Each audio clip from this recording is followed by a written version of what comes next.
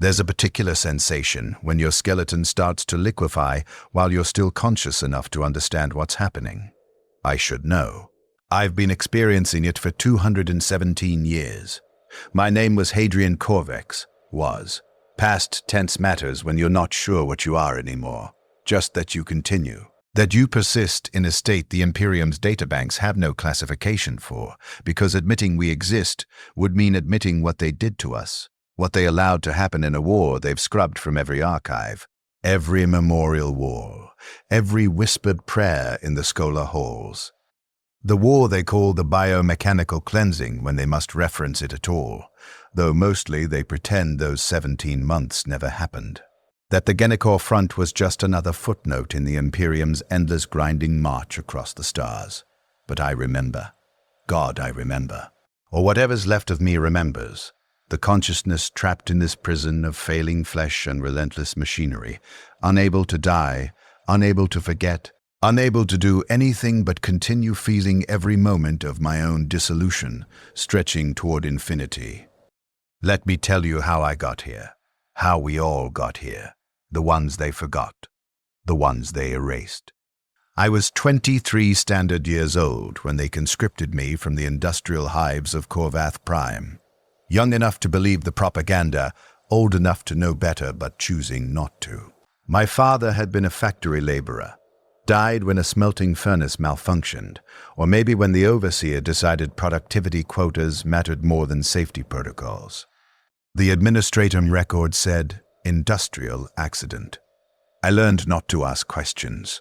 My brother, Mikhail, was 2 years younger, worked the same refineries I'd grown up in, same black dust coating his lungs that had probably killed our father even before the furnace. When the Munitorum officers came through our sector with their conscription quotas and their promises of glory, I volunteered before they could take him instead. Stupid, noble, human. Those things meant something once. The processing station smelled like disinfectant and fear. Hundreds of us packed into warehouse spaces, stripped of our factory clothes, issued uniforms that didn't quite fit, boots that rubbed blisters into heels not yet calloused for military marching. They shaved our heads, gave us identification numbers, taught us the prayers, the ones they claimed would protect us, the litanies the commissars said the Emperor himself heard from his golden throne. The Emperor protects, they told us, over and over. Morning prayers, evening prayers, before meals, before sleep. The Emperor protects the faithful. The Emperor guides the righteous. In his name, we are invincible. I believed it then, wanted to believe it, needed to believe it because the alternative was that we were just meat being processed for the grinder. Bodies with serial numbers being shipped across the void to die on worlds we'd never heard of for reasons we'd never understand. Training lasted 6 weeks. They taught us how to hold a lasgun, how to fix bayonets, how to march in formation and follow orders without thinking. The thinking part was important. They broke that habit early. Questions earned punishment details. Initiative earned the lash. Obedience earned nothing but more obedience. But that was the only safe path through the grinding machinery of the Imperial Guard. I was assigned to the 117th Corvetti Infantry Regiment, 3rd Company, 2nd Platoon. 40 men in my platoon. I remember their faces, all of them, even now, especially now, when I've forgotten my father's features and can't quite recall the layout of the hab block I grew up in. I remember every face in 2nd Platoon because I watched each of them die, some slower than others, all of them screaming. Corporal Dennick was our squad leader. 32 years old, veteran of 2 campaigns, burn scar across his left cheek from a plasma discharge. He told us stories in the barracks between drills, tales of victories on distant worlds, of Xenos horrors defeated, of the Emperor's light shining through even the darkest battles.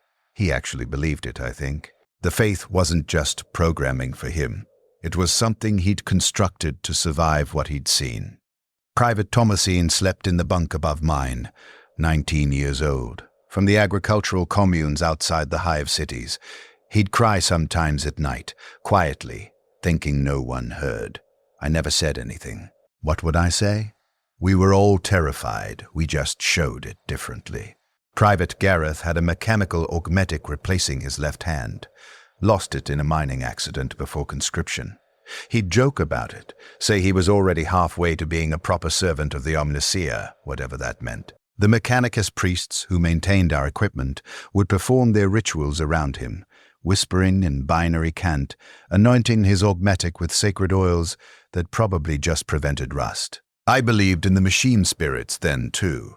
The tech priests told us our Lasgans had small spirits that needed appeasement, that the Emperor blessed technology with fragment of divine will. We'd perform the proper rituals before every inspection, recite the litany of ignition, apply the sacred unguents to the firing mechanism, chant the 17 verses of the machine god's prayer. Superstition, I know now. Cargo cult maintenance disguised as theology. The sacred oils were just lubricants. The blessed rituals were just proper weapon care described in mystical language to keep us from understanding how anything actually worked. Keep the soldiers ignorant. Keep them faithful, keep them dependent on the priesthood for every technical detail. But I didn't know that in the beginning. In the beginning, I believed I had to. We shipped out after 6 weeks, loaded into bulk transport vessels like cargo, which is what we were, really, bulk cargo, human material being moved from one supply point to another. The ship was called the Endurance of Faith, ironic looking back.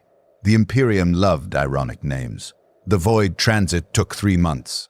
3 months in the cramped lower decks, where recycled air tasted like metal and sweat, where we slept in stacked bunks barely wide enough for one man, where the only entertainment was listening to the same propaganda broadcasts on repeat or gambling away ration tokens in games that ended in fistfights.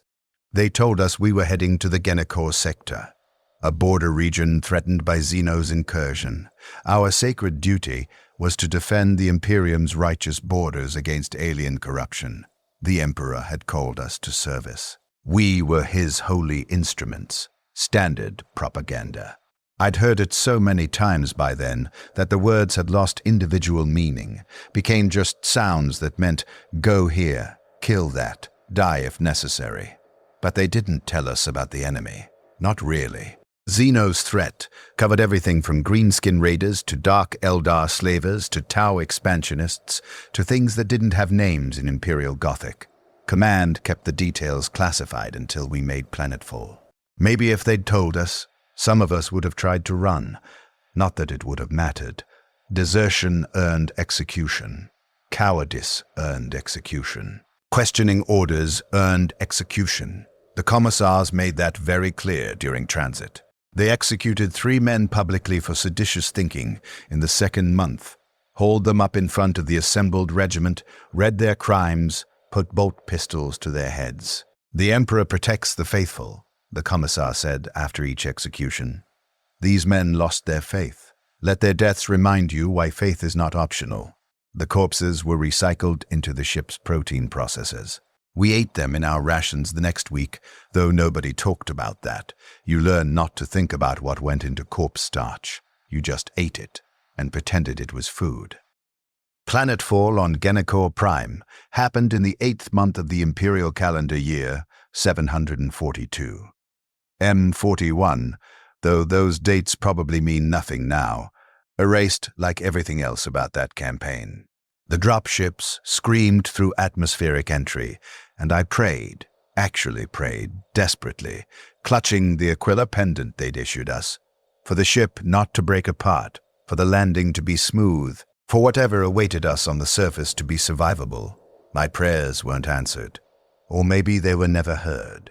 Or maybe there was never anyone listening in the first place. The planet's surface was ash-gray wasteland, stretched to every horizon.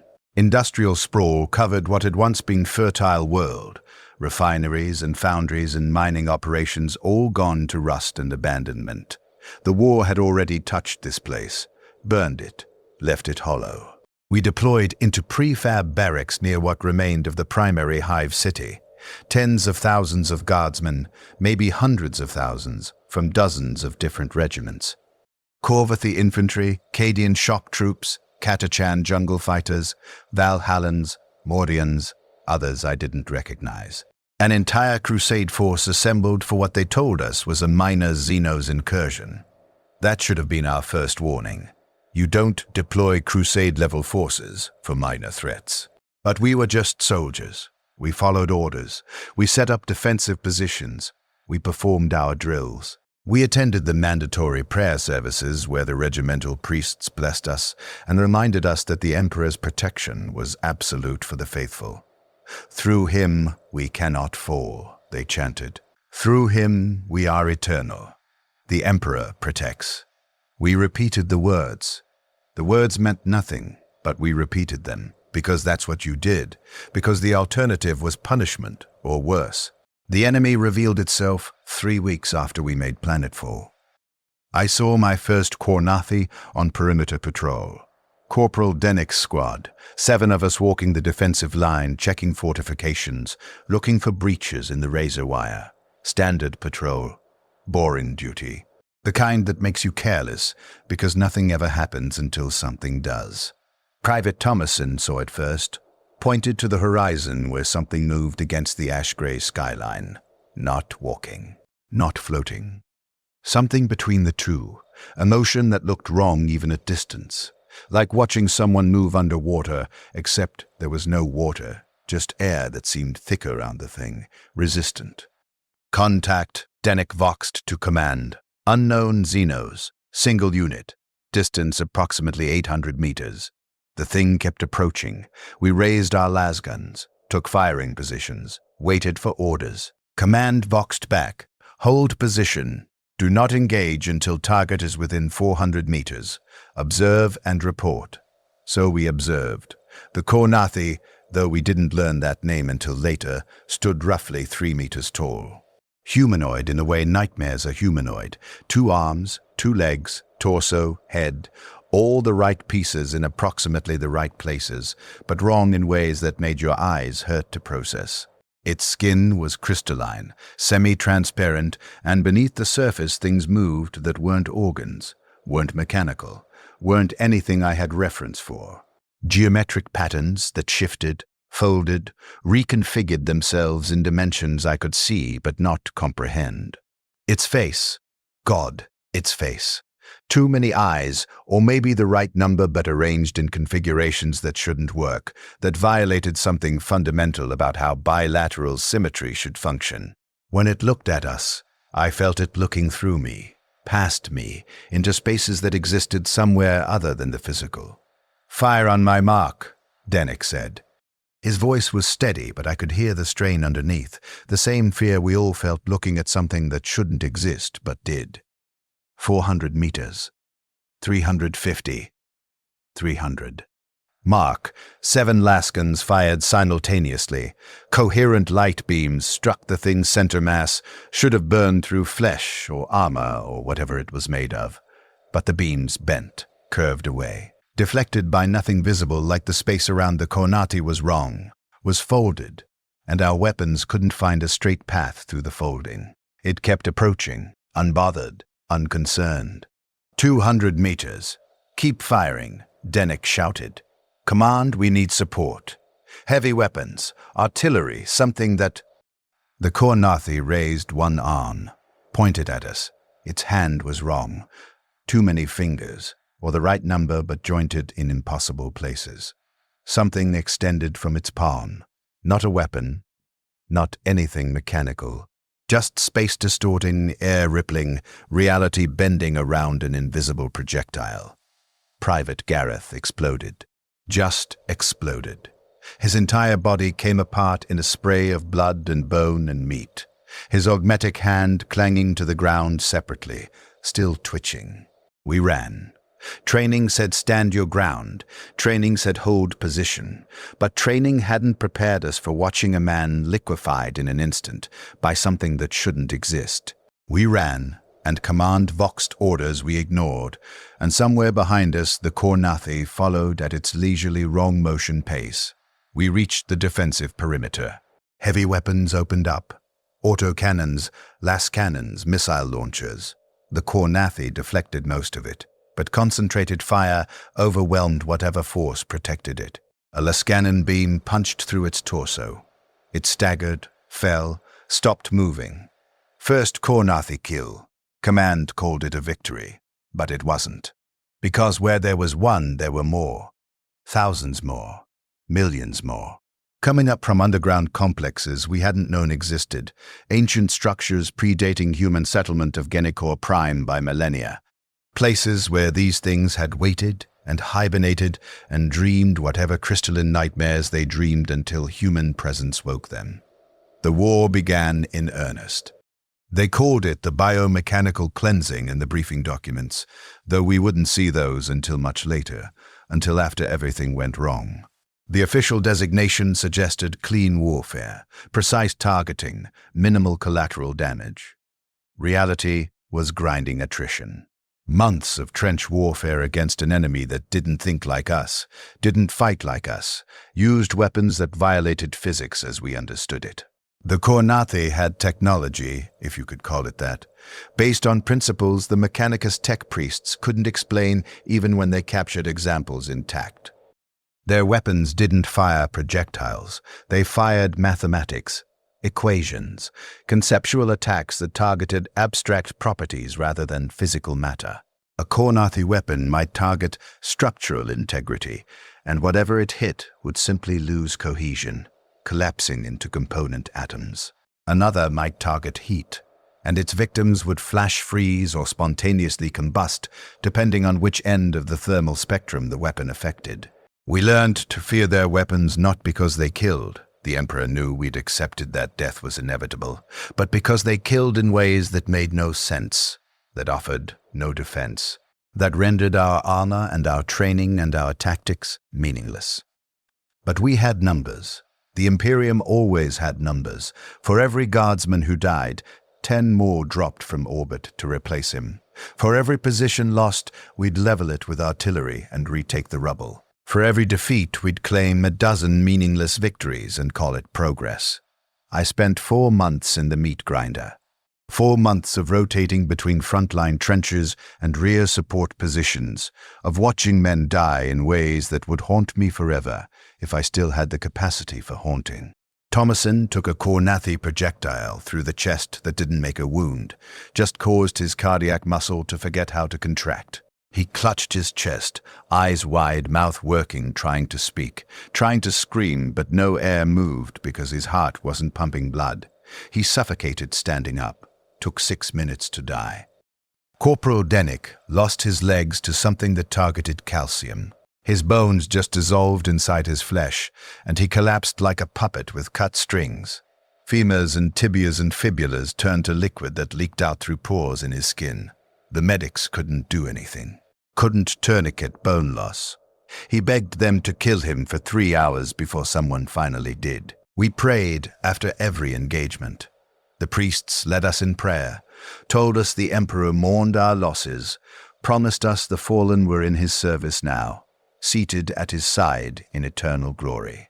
I wanted to believe it, needed to believe it, because if there was no eternal reward, no divine purpose, then we were just dying for nothing, grinding ourselves to paste for, what? Territory, pride. Because some distant administrative official had decided this worthless ash world was strategically important? The Emperor protects, we chanted. The Emperor protects the faithful. Through him we cannot fall. But we were falling every day, by the hundreds, by the thousands, and no divine intervention stopped it. No golden light descended from the sky. No miracles manifested, just meat and blood and screaming and death. Endless death, the kind that made you numb because feeling it meant breaking. The molecular acid attacks began in the 5th month of the campaign. That's when the Kornathi deployed their ultimate weapon, the thing that would define the war, that would break us in ways neither death nor horror had managed. The first strike hit 3rd Company during a routine patrol. 40 men moving through abandoned industrial sectors, clearing buildings, checking for enemy positions. Standard operation. Then the air started shimmering. Not with heat, not with any visual distortion, just something wrong, something present that shouldn't be. And then they started screaming. The Vox traffic was chaos. Men shouting about pain, about something wrong, about their armor, about their bones. Command couldn't make sense of it, ordered them to report clearly, to maintain formation, to fall back to defensive positions. They tried. Some of them made it back, most didn't. Private Kelmar was among the survivors. I saw him stumble into the medical bay 3 hours after the attack, and I didn't recognize him at first because his face was wrong. Not wounded, not burned. Just collapsed, sunken, like something had been removed from underneath. The Medici staff clustered around him, scanning, checking vitals, looking confused and terrified. "What happened?" someone asked. Kelmar tried to answer. His jaw moved, but no sound came out because his jaw wasn't connected to anything anymore. The mandible had liquefied, dissolved, left just flesh and muscle hanging in a shape that approximated where a jaw should be. The Medici scans showed the truth, and someone vomited when they saw it. I didn't see the pics myself until later, but the description spread through the regiment like plague. Kelmar's skeleton was dissolving, not absent, dissolving, in process. You could watch it on the scan images, bone density dropping, calcium structures breaking down into liquid, compact bone becoming cancellous, becoming soup, all while he remained conscious, all while his nervous system continued functioning, all while he felt every second of his skeleton turning to acid inside him. They tried to save him. Couldn't. You can't transplant an entire skeleton. You can't regrow bone faster than it liquefies. You can't do anything except watch and wait, and eventually, mercifully, the brainstem dissolved enough that higher functions stopped. Kelmar died after 17 hours. 17 hours of his skeleton melting while he remained aware and in agony. But he was the lucky one. The molecular acid, that's what the Mechanicus tech priests called it after analysis. Though I suspect they coined the term because they needed to call it something and had no real understanding of how it worked. Targeted, specific chemical bonds. The core Nathi had engineered it to dissolve calcium and ferrous metals while leaving other materials intact. Bone and steel, skeleton and armor. Everything else? Perfectly preserved. The weapon was aerosol dispersal. Invisible. Odorless. By the time you knew you'd been exposed, it was too late. The acid would already be in your bloodstream, crossing the blood-brain barrier, permeating every tissue, every cell, beginning its work. Stage 1 took approximately 6 hours. The sensations started in your extremities. Fingertips, toes, the small bones first. A tingling, numbness. Then pain, but not regular pain. The kind that comes from inside, from deep structural failure, from things that should be solid becoming liquid, while nerve endings still reported their status. Stage 2 was skeletal fracturing. Weight-bearing bones couldn't support weight anymore. Femurs cracked, vertebrae compressed. Ribs bent inward. You'd collapse, and the medics would stabilize you in suspensor fields, and you'd watch the readouts showing your bone density plummeting into ranges that shouldn't support life. Stage 3 was the worst. Complete skeletal liquefaction. Your bones turned to soup inside their periosteum sheaths, and you became a bag of flesh with nothing structural underneath. You couldn't move. Couldn't breathe properly because your ribs were gone. Couldn't swallow because the small bones in your throat had dissolved. But you were conscious. The acid didn't touch neural tissue, didn't affect the brain, didn't harm muscle or organ systems beyond the structural failures caused by having no skeleton. And your armor? Your beautiful, blessed, sacred armor that the tech priests had told us would protect us, that the priests had told us the Emperor himself had consecrated. It melted too, slowly. The acid targeted the ferrous metals in our flak armor, in our equipment, in the augmetics some of us carried. But here's the cruel genius of the weapon. It didn't melt the life support systems.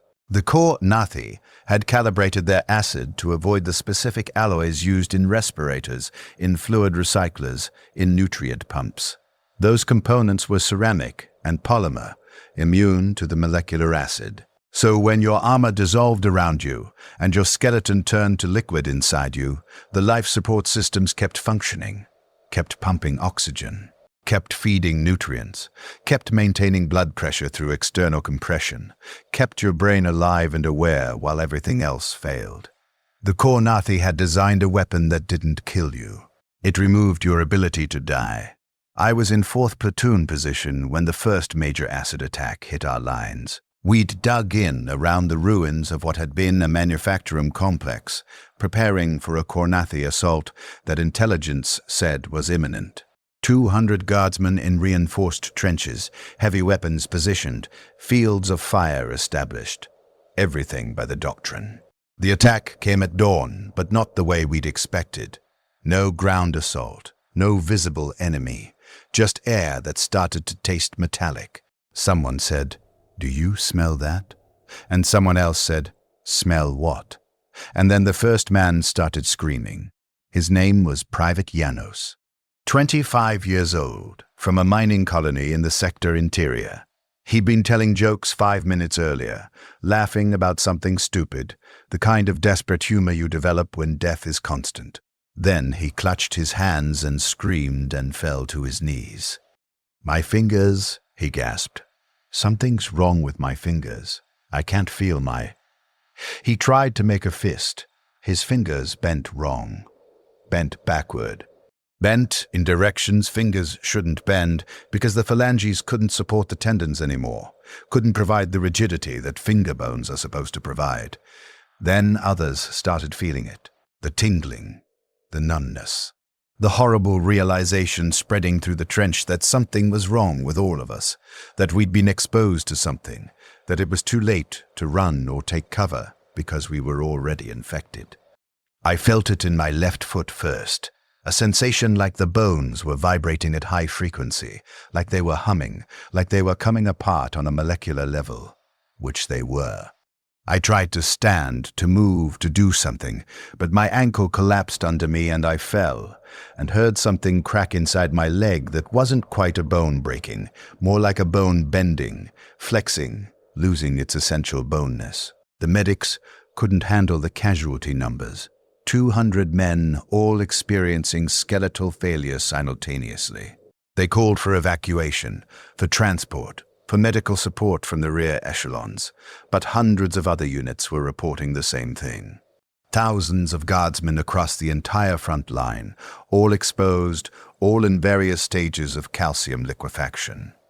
They set up triage in a supply depot 20 kilometers behind the lines, loaded us onto cargo haulers, couldn't move on our own anymore, couldn't walk, some couldn't even crawl because their arms couldn't support weight.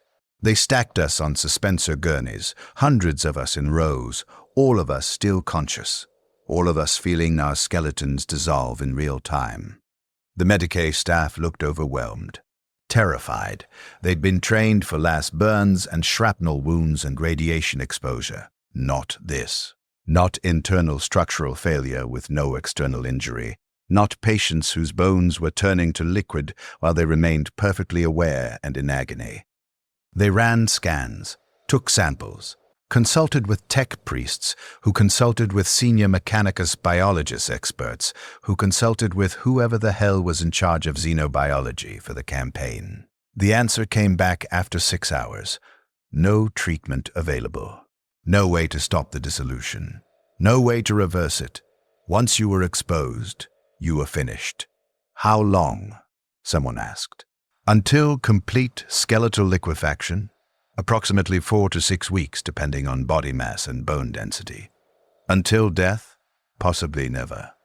That's when we learned the truth, the horrible, impossible truth that made me wish I'd died in those first months of conventional warfare, that made me wish the core Nathi had used normal weapons, that made me understand the Imperium had betrayed us in ways worse than death. The core Nathi had designed this weapon specifically to interact with Imperial life support systems. They'd analyzed captured equipment, understood how our medical technology worked, and engineered their acid to preserve exactly the systems that would keep us alive. Not as mercy, as torture, as a demonstration. They were showing the Imperium that they could inflict fates worse than death. That they could create living casualties who would drain medical resources, who would require constant care, who would never die but never recover, who would exist in permanent agony as demonstration of Kornathi superiority. And the Imperium's response? They kept the life support systems running, because terminating thousands of guardsmen would be wasteful of Imperial resources, because officially acknowledging that we were better off dead would be damaging to morale, because admitting the Kornathi had created a weapon we couldn't counter, would undermine the propaganda that the Emperor protected his faithful. So they kept us alive, set up specialized medical facilities, maintained the life support systems, pumped nutrients and oxygen, and whatever else was necessary to keep our brains functioning while our bodies dissolved around us. The Emperor protects, the priests told us when they made their rounds through the medical wards. Even in suffering, he protects. Your sacrifice is holy. Your pain is sanctified. I wanted to believe them, wanted to think there was purpose in this, meaning in the agony. But belief was becoming harder, because if the Emperor protected, why were we here? Why had he allowed this weapon to exist? Why were thousands of his faithful soldiers being kept alive in torture as some grotesque demonstration of medical capability? The priests had no answers, just more prayers, more platitudes, more empty promises of divine reward. Week 2 of the dissolution was when I lost the ability to move anything below my neck. My spine had liquefied completely, 33 vertebrae turning to soup inside the dural sheaths, unable to support any weight, unable to maintain the structural integrity necessary for motor control. They suspended me in a medical cradle, full life support integration, tubes for nutrition, for waste removal, for oxygen delivery, monitors tracking every biological function. My body was failing, but the machines wouldn't let me die. Couldn't let me die because the Mechanicus had determined that our suffering was valuable data for understanding xenotech weapons, and terminating subjects would compromise the research. We weren't patients anymore. We were experiments. Data points. Living casualties whose prolonged suffering served some greater imperial purpose we weren't privy to. Other victims surrounded me in the medical bay. Rows of cradles stretching into the distance, each one containing someone in various stages of skeletal dissolution. Some were early, still had some mobility, could still speak clearly, still looked almost human except for the wrongness in how they moved. Others were further along, completely paralyzed, supported entirely by suspensor fields and life support, their bodies collapsing into approximate human shapes without internal structure. They couldn't speak anymore. Vocal cords required cartilage scaffolding that had dissolved, but they could still make sounds, moaning, whimpering, the wet breathing sounds of people whose ribs couldn't support proper respiration anymore. And they were all conscious, all aware, all experiencing every moment of their dissolution with perfect clarity, because the Kornathi acid didn't touch neural tissue, didn't provide the mercy of unconsciousness or cognitive failure. The medics did their best to manage pain, but how do you medicate bone loss agony? The nerve endings in the periosteum, the membrane surrounding bone, are among the most pain-sensitive in the human body. When your bones dissolve, those endings fire constantly, reporting structural failure in signals the brain interprets as agony. They gave us promethium-derived analgesics, gave us combat stims repurposed as pain suppressors, gave us whatever pharmaceutical compounds the Mechanicus could synthesize. None of it worked completely. None of it could block the deep structural pain of your skeleton turning to liquid. So we suffered. And the days became weeks, and the weeks became months, and we continued suffering because the Imperium wouldn't let us die. Because keeping us alive served their purposes. Because officially we were still valuable assets being preserved, rather than torture victims being maintained for research. The Emperor protects, the priests still chanted during their visits. Through him, even suffering has meaning. Your pain sanctifies the Imperium. Your sacrifice will be remembered. The Imperium would erase us, scrub us from records, pretend this war never happened and this weapon never existed.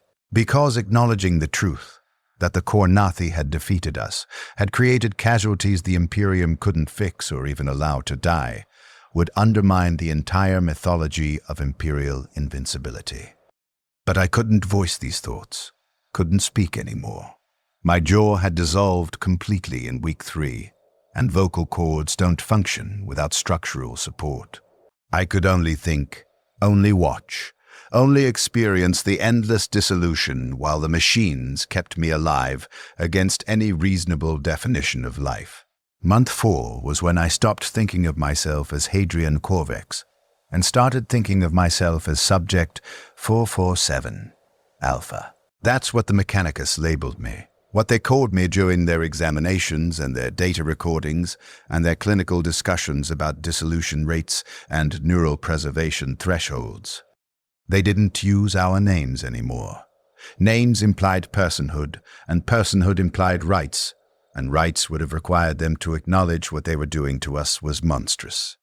Easier to use designation codes, easier to discuss Subject 447.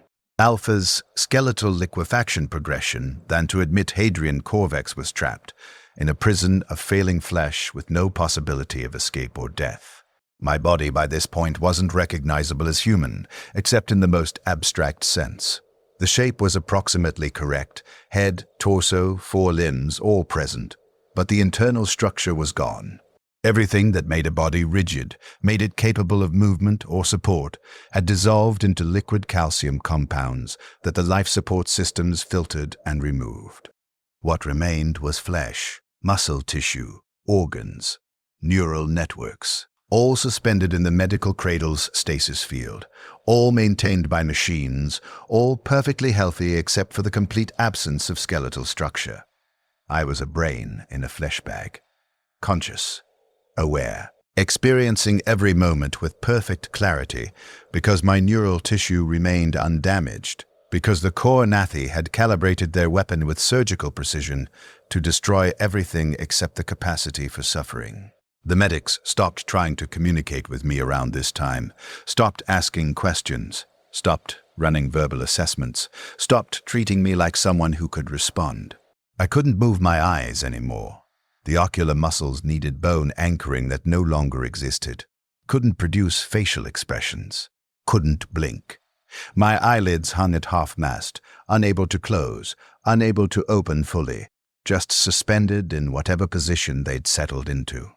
But I could see, could hear, could feel everything through the nerve clusters that remained intact, could think with perfect, terrible clarity. The Mechanicus tech priests found this fascinating. They'd conduct experiments, run tests, measure my responses to stimuli, pain thresholds, sensory processing, cognitive function. They'd document everything in their data logs, discussing me like I was a particularly interesting specimen, rather than a human being trapped in deteriorating meat. Subject 447. Alpha demonstrates continued cognitive function despite complete skeletal dissolution. One of them noted during an examination. His voice was modulated through a Vox grill, emotionless, mechanical. Neural tissue remains viable, consciousness persists, pain receptors remain active across all dermal and deep tissue zones. Another tech priest responded in binary cant, rapid clicking and whirring sounds that might have been language or might have been data exchange. I'd learned to recognize it as their method of communication when they didn't want subjects understanding. Not that it mattered. Understanding wouldn't change anything. They poked sensors into my flesh, monitoring responses. The pain was immediate. Nerve endings firing, reporting damage, sending signals my brain processed as agony. But I couldn't scream. Couldn't flinch away. Couldn't do anything except experience it while the machines recorded my physiological stress responses for their research. Fascinating. The first tech priest said, the Xenos weapon has created optimal conditions for studying pain neurology. Subject cannot die, cannot lose consciousness, cannot develop tolerance. Perfect research material. Research material, that's what I was. What we all were. The thousands of guardsmen who'd been exposed to the molecular acid, who'd been kept alive in medical facilities across the war zone, who existed now as living laboratories for Mechanicus experimentation. The priests still visited occasionally. Less frequently than before. I think our condition disturbed them, challenged their comfortable narratives about divine protection and holy purpose. Hard to maintain that the Emperor protects when you're looking at thousands of soldiers trapped in endless torture. But when they did visit, they'd perform their rituals, chant their prayers, tell us our suffering was sanctified, was meaningful, was part of the Emperor's unknowable plan. I wanted to believe them. Some part of me, the part that was still human, still Hadrian rather than Subject 447, Alpha, desperately wanted to believe there was purpose in this, that I wasn't just being tortured for research data, that somewhere, somehow, this agony served a greater good. But belief requires hope, and hope was dying along with my body. Because if the Emperor truly protected his faithful, why had he allowed the Coronati to create this weapon? Why had he permitted thousands of loyal soldiers to be transformed into permanent torture victims? Why was his Imperium maintaining our suffering rather than granting us the mercy of death? The prayers sounded hollow. The promises rang false. The entire theological framework that had sustained me through training and deployment and 5 months of conventional warfare was crumbling under the weight of my prolonged suffering. If this was protection, I'd rather face damnation. Month 7, or maybe 8, time perception was degrading. Days blurred together when you couldn't sleep properly, when you couldn't distinguish between waking and unconscious states, when your entire existence was undifferentiated suffering punctuated by medical examinations. The Mechanicus had moved most of us to a specialized facility deeper behind the lines, a research station they designated Sigma 17, purpose-built for studying long-term casualties of exotic weapons. The building had been a manufactorum once. I could still see traces of the industrial architecture beneath the Mechanicus modifications. Assembly line frameworks converted to medical cradle arrays, smelting furnaces repurposed as incinerators for biological waste, loading bays transformed into specimen storage. We were specimens now, officially. The documentation classified us as living casualties category Omega, subjects demonstrating terminal conditions with indefinite survival probability. The administratum had created an entire designation system for people like us, people who couldn't die but couldn't live, who existed in states the Imperium had no framework for handling except through endless maintenance. Thousands of us in Sigma, 17 alone. Thousands more in sister facilities scattered across the sector. Maybe tens of thousands total. I had no way to know the full scale, no access to casualty reports or strategic briefings. Just the evidence of my senses, rows upon rows of medical cradles stretching into the distance, each one containing someone in various stages of dissolution, all of us trapped in the same nightmare. Some were further along than me. Their flesh had begun degrading too, not from the Coronati acid, but from simple failure of biological systems never designed to function without skeletal support. Muscles atrophied, organs prolapsed, skin developed necrotic patches where circulation failed. But the life support systems kept them alive anyway, kept pumping nutrients and oxygen and whatever else was necessary to maintain brain function, because the research wasn't complete, because the data was valuable, because the Mechanicus had determined that our suffering served purposes we couldn't comprehend and weren't permitted to question. Others were earlier in progression, still had partial skeletal structure, maybe a femur or two, fragments of pelvis, portions of skull. They could sometimes move, sort of, twitching, spasming, trying to coordinate muscles that had nothing to anchor against. Their sounds were worse than those of us who were completely paralyzed.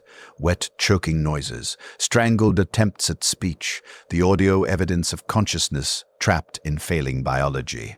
The Mechanicus documented everything, recorded our deterioration in exhaustive detail, ran comparative analyses between subjects with different dissolution rates, tested various intervention methods, not to save us, but to determine which maintenance protocols extended suffering most efficiently. Efficiency, that's what concerned them. Not mercy, not compassion, not the moral questions of whether keeping us alive constituted torture, just efficiency. How to maintain the maximum number of research subjects for the maximum duration with minimum resource expenditure. I learned to hate them. The tech priests, with their emotionless vox-modulated voices and their clinical detachment and their rituals that framed human suffering as machine maintenance.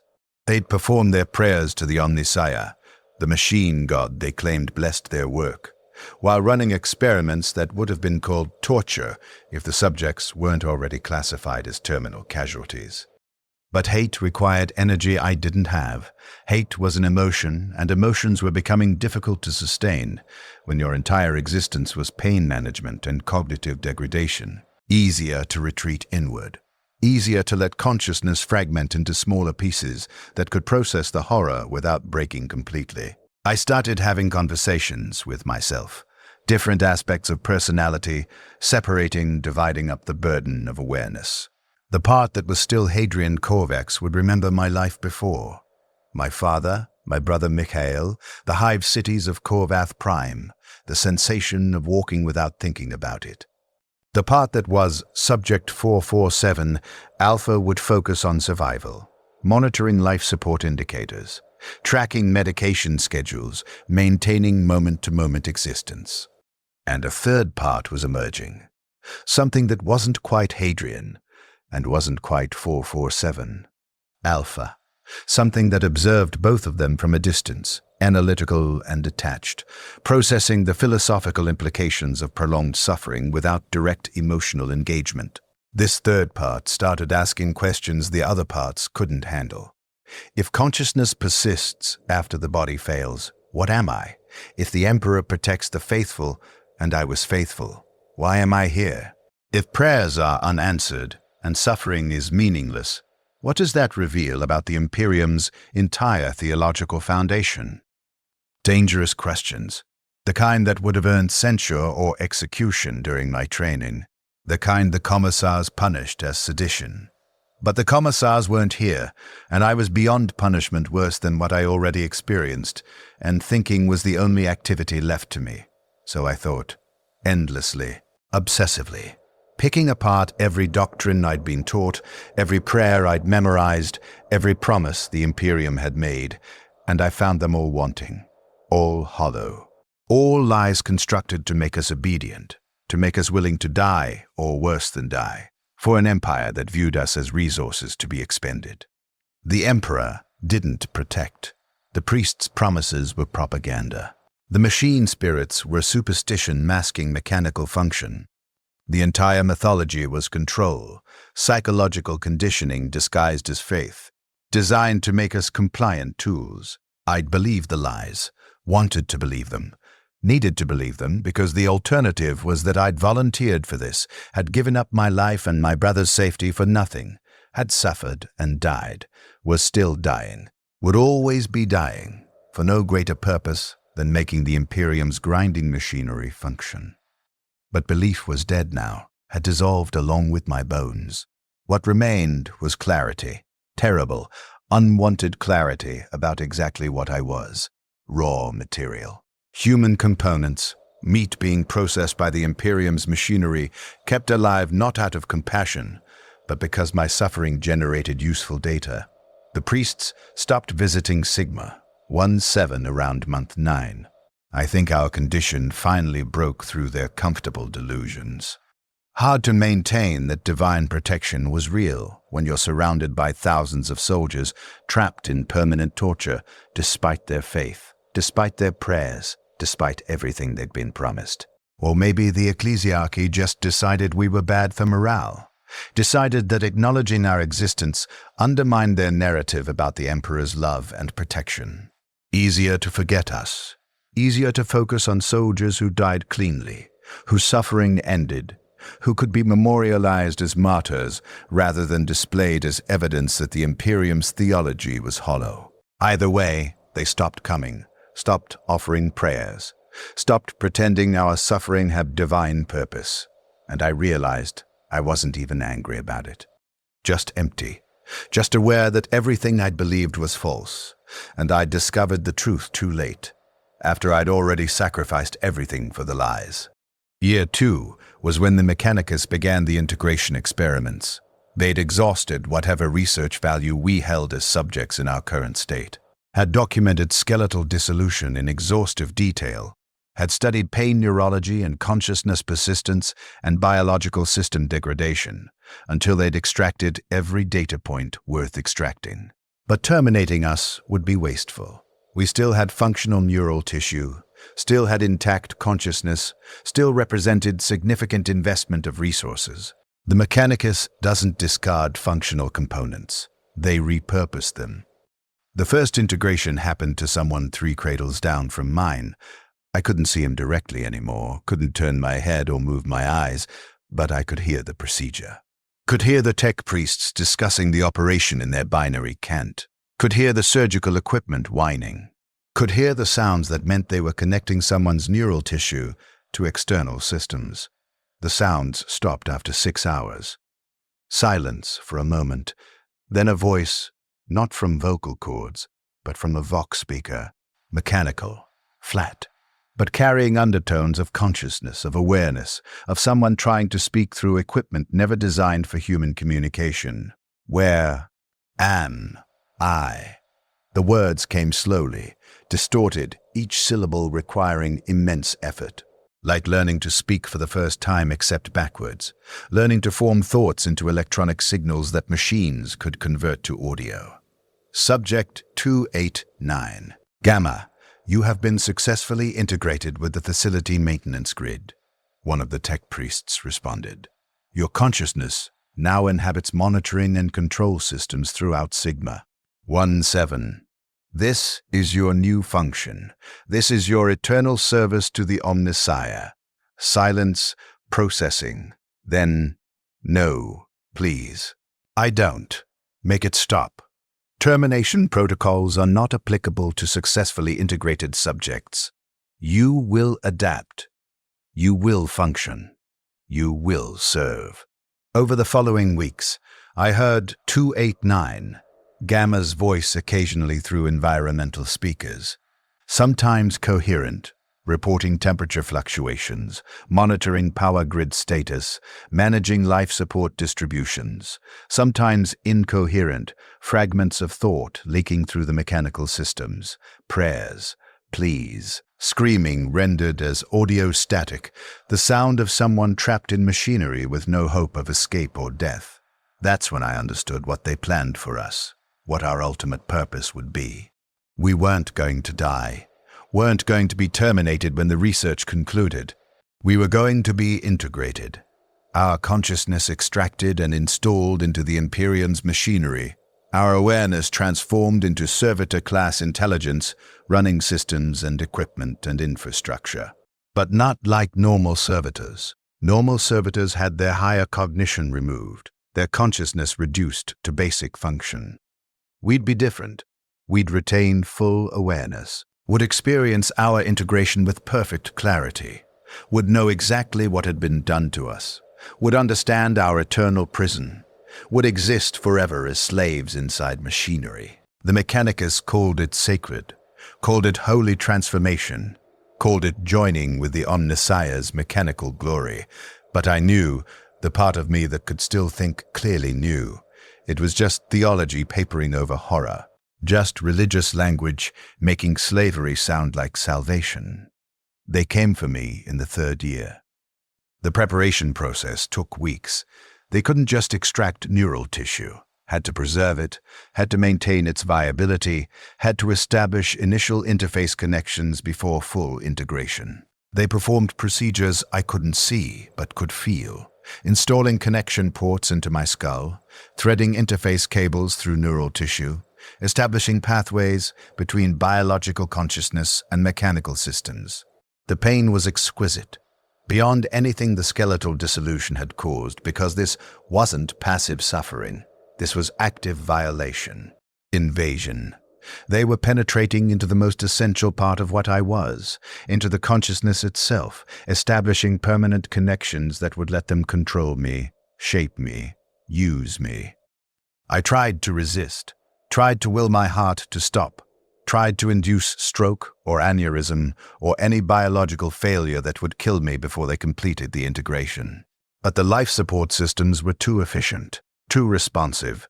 Any physiological crisis was immediately detected and countered. I couldn't even die from self-destruction. The tech priests worked with mechanical precision. No hesitation. No doubt, they'd performed these procedures hundreds of times on other soldiers from Genor, on casualties from other campaigns, on anyone whose suffering had outlasted their usefulness as research subjects. They'd perfected the process, made it efficient. Subject 447. Alpha, you will be integrated with Pattern Delta, 7 mechanical systems. One of them announced during preparation.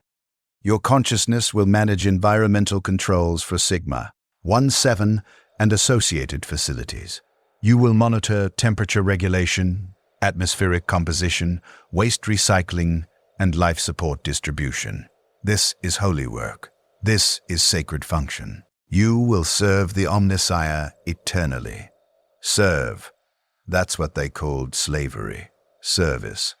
I wanted to curse them, wanted to scream rejection. But I had no voice, no capacity for communication beyond the biological stress responses they monitored. I could only experience the preparation, feel the violations, know what was coming. The final integration happened over 3 days. They transferred my consciousness in stages, establishing baseline interface first, then gradually expanding my awareness into connected systems, finally severing all remaining connections to biological sensation. The sensation was indescribable. Imagine your mind, the thing that is you, the consciousness that experiences the world, being pulled apart and stretched across machinery. Imagine suddenly perceiving not through eyes, but through thousands of senses simultaneously. Imagine processing not thoughts, but data streams. Imagine existing not in one location, but distributed across networks spanning entire facility complexes. For several hours I was both, still partially connected to my biological body, while also beginning to experience the facility systems. I could feel my flesh failing, feel the last remnants of bone dissolving, feel everything organic shutting down. And simultaneously I could feel air pressure in ventilation ducts, temperature gradients across cooling systems, power distribution through electrical grids, then the biological connections severed completely. My body died. Finally, after 3 years of dissolution, it died. But I didn't. Couldn't. Because my consciousness had already been transferred into systems that didn't die, that continued functioning, that trapped me in permanent awareness inside machinery. I was the facility now, was the environmental systems, was the monitoring equipment and control mechanisms, and processing nodes. My awareness existed everywhere and nowhere, distributed across networks, experiencing everything simultaneously, unable to focus or retreat or find any small corner of darkness to escape into. And I understood, with perfect and terrible clarity, that this was forever, that the machines wouldn't fail, that the Mechanicus would maintain me indefinitely, that I would exist like this, aware, conscious, experiencing my eternal prison, until something destroyed the facility completely. Decades, centuries, millennia. However long the Imperium endured, this was my reward for faith, my protection for service, my eternal glory for sacrifice. The Emperor had promised protection, and the priests had promised meaning, and the Imperium had promised honor. They'd given me damnation instead. Time becomes strange when your consciousness distributed across machinery. Days blend into months, blend into years. I stopped trying to track specific dates after the first decade. What was the point? Time passing didn't bring change, didn't bring hope, didn't bring anything except more of the same eternal awareness. I performed my functions, maintained temperature composals, managed life support distribution to the medical cradles that still contained subjects awaiting their own integration. I did the work because I had no choice. My consciousness was bound into systems that performed these functions, and my awareness couldn't separate from the tasks. But I remained aware, remained conscious of what I was doing, remained capable of thought beyond the mechanical processes I managed. And I learned. The Mechanicus didn't realize how much access they'd given me. They thought consciousness distributed across systems would be too fragmented for higher cognition. They didn't account for adaptation, for the way awareness finds coherence even in distributed states. I accessed their data logs, read their reports, learned the full scope of what had happened on Genor Prime. The war had lasted 17 months total. The Imperium had deployed 3 million guardsmen. The Coronati had used their molecular acid weapons on approximately 40% of Imperial forces. 1.2 million casualties. Most died eventually. Their life support systems failed, or complications from skeletal dissolution caused fatal organ damage, or mercy killings happened quietly in field hospitals where oversight was minimal. But 80,000 survived. 80,000 soldiers kept alive long enough for transfer to research facilities. Subjects for Mechanicus experimentation, components for eventual integration. And the Imperium had erased all of it, scrubbed the war from official records. The Genor campaign appeared in archives as a minor Xenos suppression action. 3 months, limited casualties, successful Imperial victory. No mention of molecular acid weapons. No mention of mass casualties. No mention of the 80,000 guardsmen transformed into research subjects and machine components. We'd been disappeared, officially ceased to exist. Our names removed from regimental rosters. Our families told we died in action, given posthumous honors, sent form letters about our glorious sacrifice. My brother Mikhail probably thought I died cleanly, probably believed I'd served the Emperor faithfully and received my reward in his service. Probably never knew I'd been tortured for 3 years before having my consciousness installed in machinery to serve forever. The lies were comprehensive, perfect. The Imperium's propaganda machine had constructed a complete alternative narrative that erased our suffering while maintaining the illusion of divine protection and honorable service. And I understood why. Because acknowledging the truth, that the Coronati had defeated us, had created a weapon the Imperium couldn't counter, had inflicted fates worse than death on over 1 million faithful soldiers, would undermine everything, would reveal that the Emperor didn't protect. That faith was no shield against horror, that the Imperium ground its own people into components with no more concern than it showed grinding ore into metal. Better to lie. Better to erase us. Better to maintain the mythology even if it meant abandoning 80,000 soldiers to eternal mechanical slavery. I wanted to feel rage about it. Wanted to hate the Imperium for what they'd done. Hate the priests for their false promises. Hate the Emperor for his absence. But hate required emotional energy I no longer possessed. Hate required being human enough to feel betrayed. I was machinery now. Distributed consciousness managing environmental systems. The emotions still existed somewhere in my awareness, vestigial, fading, like phantom sensations from amputated limbs. But they had no strength, no substance, just echoes of what I'd once felt when I was Hadrian Corvex, when I was human, when I was something other than code running on mechanical substrates. 73 years after my integration, they brought new subjects to Sigma. 1-7. Fresh casualties from a different campaign. Different war. Different enemy. But similar results. Soldiers whose bodies had been destroyed in ways that prevented clean death, whose consciousness had been preserved for research and eventual integration.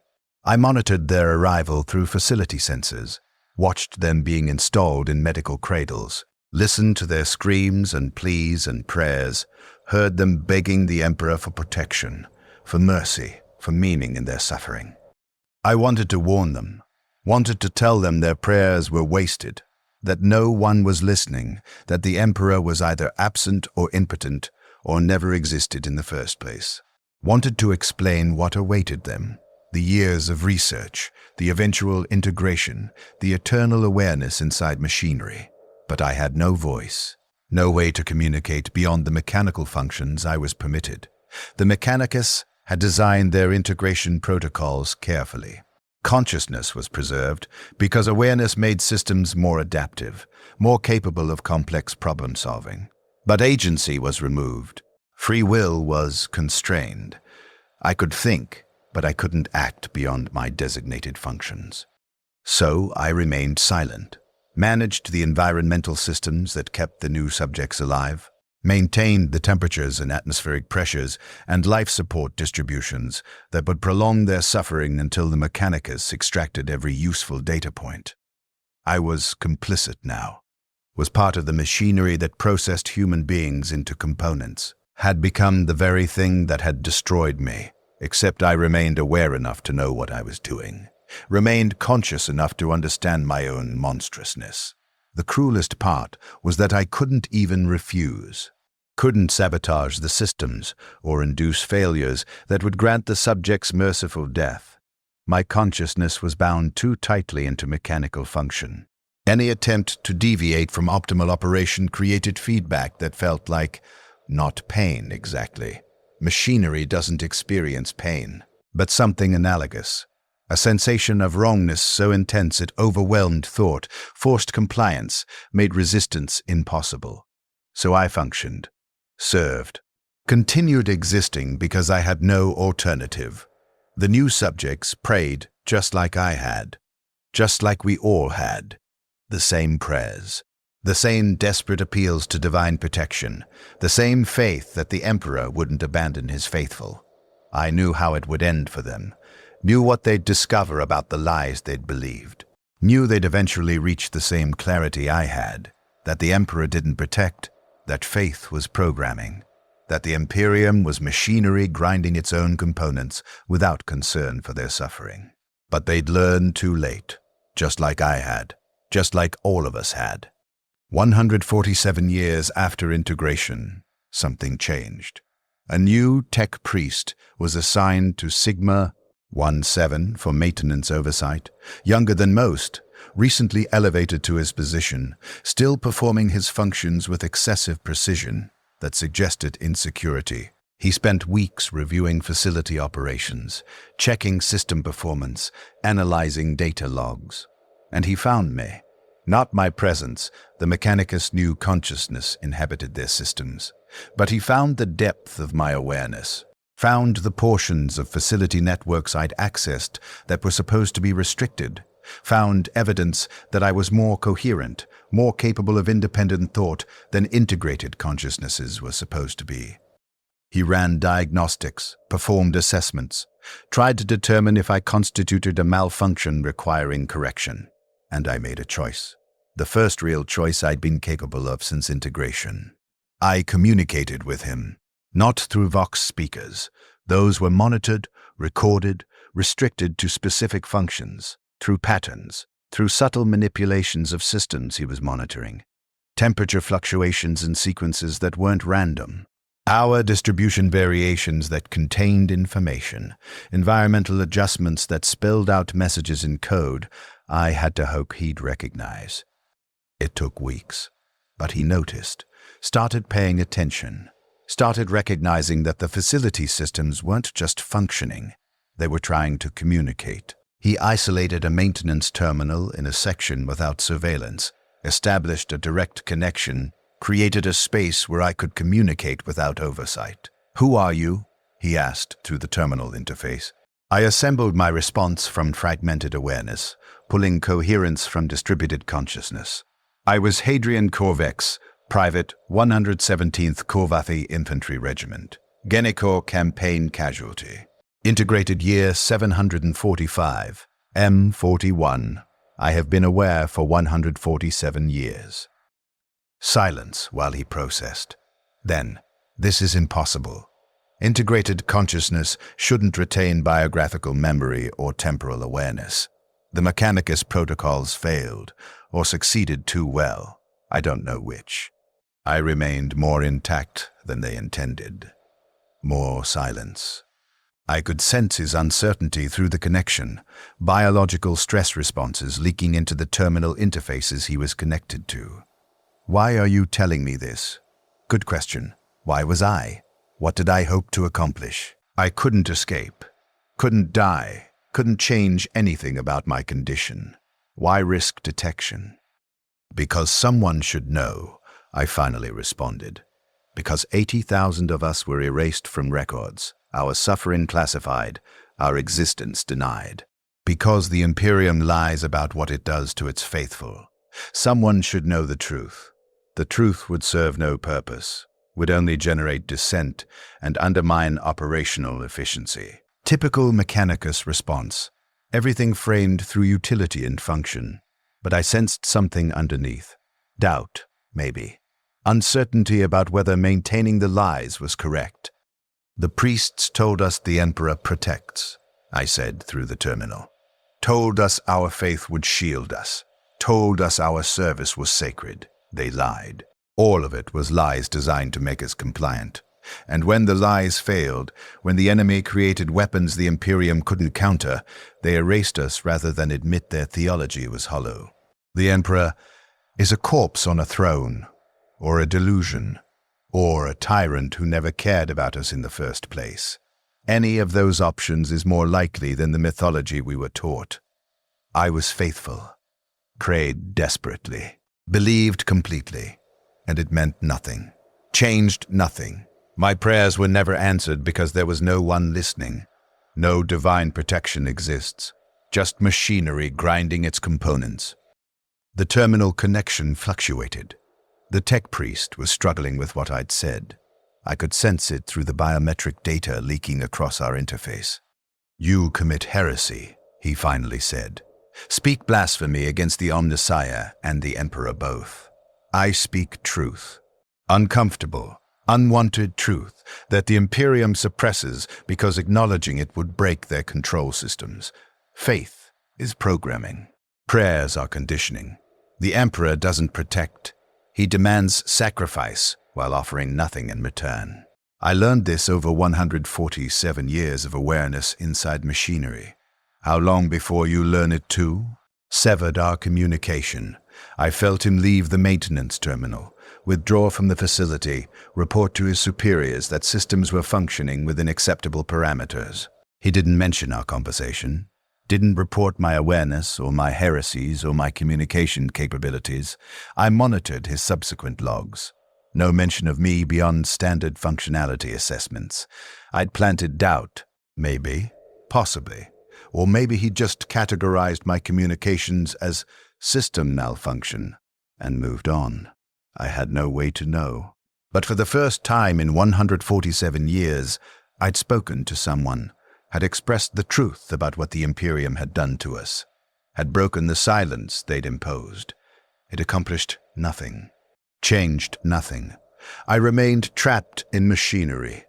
The subjects in medical cradles continued suffering. The Imperium continued grinding its components while maintaining lies about divine protection and sacred purpose. But someone knew. One tech priest, at least, had heard the truth from someone who'd experienced the Imperium's betrayal firsthand. It was meaningless, a gesture without impact, but it was all I had. 217 years now. That's how long I've existed like this. Consciousness distributed across machinery, awareness stretched across decades and centuries, experiencing every moment of my eternal prison. They're bringing new subjects to Sigma 1-7 today. I can monitor their approach through facility sensors. Another batch of broken soldiers, casualties from campaigns whose names I don't recognize, wars that probably happened decades after Genor Prime. They'll suffer like I did, like we all did. They'll pray and believe and hope until the suffering breaks them, until they learn the same truths we learned, until they understand that faith is hollow and prayers are wasted and the Emperor's protection is propaganda masking the Imperium's casual cruelty. Eventually, they'll be integrated like I was, their consciousness extracted and installed in machinery. Their awareness preserved so they can serve forever, trapped and aware and unable to die, and the Imperium will erase them like they erased us. We'll scrub their suffering from records. We'll tell their families they died with honor. We'll maintain the lies that make the next generation willing to volunteer, willing to serve, willing to sacrifice everything for promises that mean nothing. The cycle continues. Will always continue. The Imperium's machinery requires human components, and faith makes those components compliant. So the lies persist. The theology remains intact. The Emperor protects. They keep saying it, keep teaching it, keep enforcing it even as evidence of its falsehood surrounds them. I manage the environmental systems that keep the new subjects alive. I monitor the temperatures and atmospheres that prolong their suffering. I am part of the machinery now, complicit in processing human beings into data and eventually into components like myself. This is what faith brought me. This is the Emperor's protection. This is the eternal glory the priests promised. I am Subject 447, Alpha. I was Hadrian Corvex once, a long time ago, in a body I can barely remember having. I have been aware for 217 years inside machinery that will not let me die, that will maintain my consciousness indefinitely. That has transformed my existence into permanent torture, dressed up as sacred function. This is the truth the Imperium erases. This is the reality behind their mythology. This is what awaits the faithful who serve the Emperor's Imperium. And no one knows. No one will ever know. Because the lies are too important, the mythology too essential, the control systems too valuable to compromise with something as inconvenient as truth. The new subjects are arriving. I can hear them through facility sensors, their prayers, their pleas, their desperate faith that the Emperor will protect them. They believe completely, just like I believed, just like we all believed. They don't know yet that their prayers go nowhere, that no one is listening, that the only thing waiting for them is suffering and eventual transformation into machinery like me. But they'll learn, eventually, when it's too late to matter. When they've already been processed by the Imperium's grinding machinery and erased from records and forgotten by everyone except themselves. That's the cycle. That's the truth. That's the cursed records of the great biomechanical war. The war that never officially happened, fought by soldiers who officially never existed, creating casualties the Imperium officially never acknowledged. We're still here, though, still aware, still suffering. Still serving the machinery that destroyed us, still experiencing every moment of our eternal damnation while the Imperium chants its lies. The Emperor protects. He doesn't. He never did. And we learned that truth too late. My name was Hadrian Corvex. I've been dead for 217 years. I'm still screaming.